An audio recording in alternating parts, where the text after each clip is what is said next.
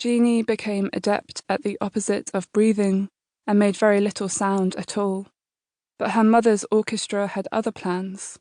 Her gangs of woodwind would heckle from buildings through menacing throats of gargoyles, while brassy-eyed buttons of anonymous instruments winked like fish skins from hedges.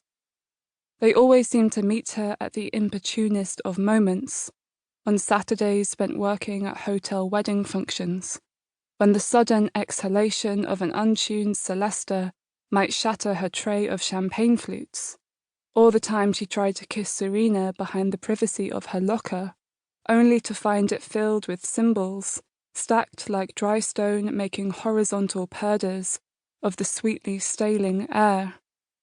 It was only the one cymbal that slipped out of line, but Serena backed away, unravelled by its timbre.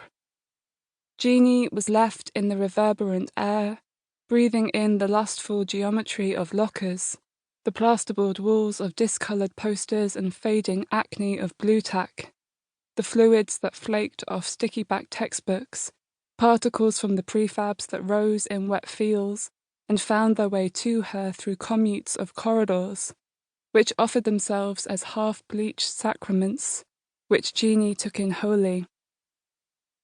And the ravens brought her bread and flesh in the morning, and bread and flesh in the evening, and she drank of the brook. Stag night in the embassy with Jeannie.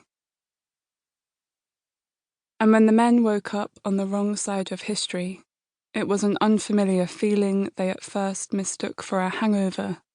In the sick morning light of a breakfast bar of a chain hotel, of average and ubiquitous luxury, contemplating their actions of the night before, nudging underbaked knobs of almond croissants with incremental crumbs of mirth.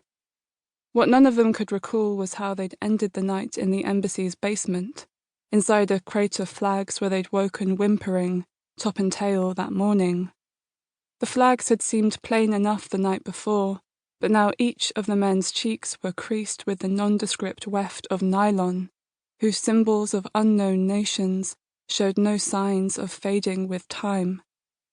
The faces of the men bore puffy, sheepish witness to a commonwealth of newfound loyalties, formed in the overnight scapes of neutrality with slow and steady aqueous agencies, by Jeannie who had lured them to the crate, which was also a front for the club she ran called Limbo. What we need is a story, they murmur, passing a small pot of jam between them.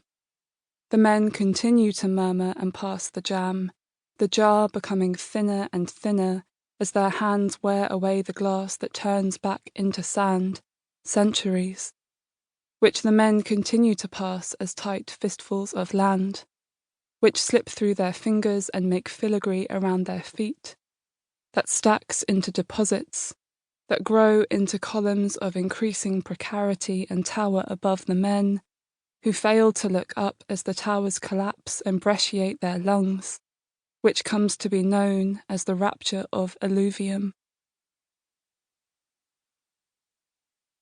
What Sister Weimer avowed. Sister Weimer sighs and takes off her glasses. The maze's edges blur into thickets. Rhododendrons, she says, or something about capitalism. A hook of stray ivy snags on her wimple.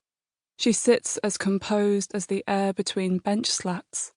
We lean back and listen to the maze's shrieking.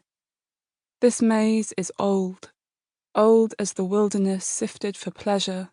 See the meritocratic fountains, the aspirational hedges.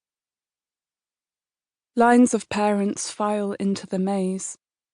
Before, they attest, down payments on topiary were par for the course, but today they've brought children to learn about concentrics, tulipomania cupping itself as fathers do time in circles, pretending not to see as progeny dart through wattle, their flashes of analogue skin that distend the winter-thin scrub. The blind man's bluff has an adverse effect. The children go unseen for austerities of time. Every so often